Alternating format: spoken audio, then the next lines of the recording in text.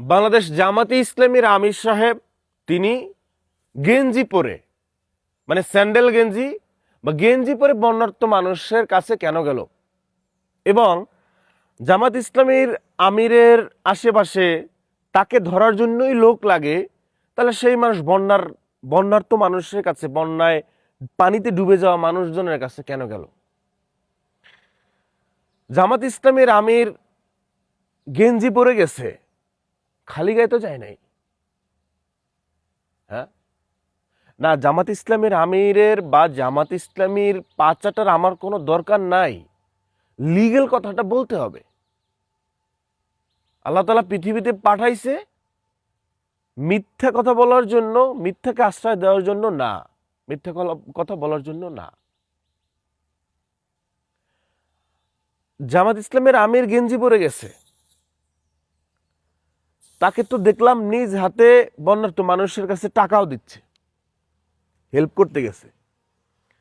যিনি এই প্রশ্ন তুইলা আঙ্গুলের ফেনা তুলে ফেলতেছে যে গেঞ্জি পরে গেছে, তার নিজে হাঁটতে পারে না, তাকে ধরতে লোক লাগে, যিনি ফেনা তুলতেছে এই কথা বইলা উনি নিজে যায়ও নাই, কখনো যায় নাই। বাংলাদেশে তো অনেক বন্যা হয়েছে, 22-এর বন্যা সিলেটে, নোয়াখালী, ফেনী, মাইজদিতে, এবার আবার এখন বৃষ্টি অতিরিক্ত টানা এক উইকে বৃষ্টি পড়তে পড়তে বইরে গেছে সব জায়গায়, সারা বাংলাদেশে পানি আর পানি। তো সেখানে চট্টগ্রামে বাঁশখালীতে এরকম কিছু কিছু এলাকা এবং পাহাড় ধৈসা মানুষও মারা গেছে, কিছু কিছু এলাকাতে পানি উঠে একদম আটকে গেছে।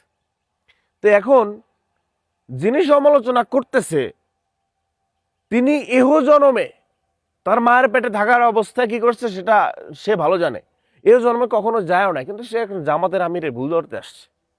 জামাতের আমির গেঞ্জি পরে গেছে কেন, সে তো ক্লিয়ারও করছে যে পাঞ্জাবি পরে আসলে মনে হয়তো আমরা মেহমান আসছি, কিন্তু না, আমরা গেঞ্জি পরে আসছি, আপনাদের যেন মনে হয় যে আমরা আপনাদেরই বাসিন্দা। ভালো কাজকে এপ্রিসিয়েট করা যায় না? হ্যাঁ,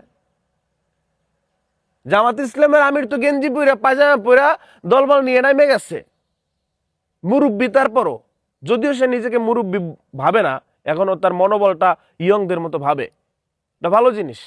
মানুষ বলে যে কি বয়স কোনো ম্যাটার না, এরকম একটা ব্যাপার, যাকে ওই আলাপে যাবো না। সে তো নামে গেছে পানির ভিতরে, আপনি কি করছেন? আপনার নেতা নামছে কিনা, আপনার ভাই নামছে কিনা? না, জামাত ইসলামের পাচারের দরকার নাই, লিগ্যাল কথাটা বলতে হবে। আপনি তাতে যেই চোখে দেখেন আমাকে,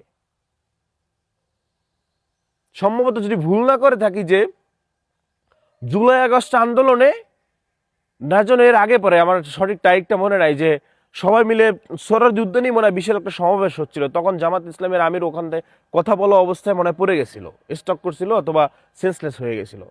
তো মানুষটা তো মুরব্বী হয়েছে, সে এক জায়গায় গেলে তার সংগঠনের, তার দলের নেতাকর্মীরা তার পাশে থাকবে না? সে বয়স হয়েছে না, তাই সে কিছুদিন লাগে টাক খাইয়া ধাক্কা খাইয়া পড়ে যেতে পারে, তাকে সেফটির জন্য সে একটা দলের আমির, তার সাথে লোক থাকবে না? এটা নিয়ে আপনি সমালোচনা করেন। কোন কোন ব্যক্তি যায় নাই বন্যায়? আমি এত কথা বলতেছি, আমি আমার কথা বলতেছি, আমি যে কন্টেন্ট বানাইতেছি, কথা বলতেছি, আমি নিজেও তো এই বন্যায় এখনো যাইনি না, পিছনের বন্যায় গেছি, অবদান আছে ভাইয়া। 22-এর বন্যায় সিলেটে যখন হাসিনা পদ্মা সেতু উদ্বোধন করে, তখন আমরা সিলেটে জকিগঞ্জে, বুঝলেন নাই, বর্ডার এরিয়াতে নৌকায় ডুবে, ভিডিও আছে, এখনো প্রমাণ আছে।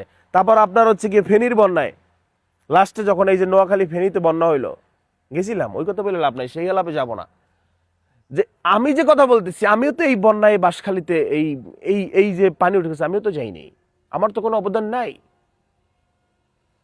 তো আমি তো সমালোচনা, ক্রিটিসাইজ কোনো কিছু করতেছি না, ভালো কাজ করতেছে সে আমির। সে মানুষ তো এখন ওই রাজনীতি করে না যে আমি ফোনে বলে দিলাম যে ভাই তোরা যা, টাকা দিয়ে দিলাম, গিয়ে হেল্প করে আয়।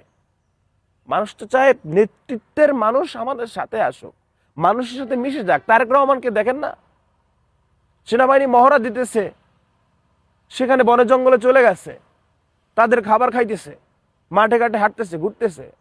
এখন আর ওই নেতাগিরি নাই যে আপনার নেতা এসি রুমে বসে কন্ট্রোল করবে, ওইখানে আর নাই। সমালোচনা না করে এপ্রিসিয়েট করেন, অনুপ্রেরণিত করেন। জামাতের আমির পানির ভিতরে নামে গেছে, খালি গায়ে যায় নাই, সে গেঞ্জি পুড়িয়ে গেছে, সে শত ঢাকিয়ে গেছে।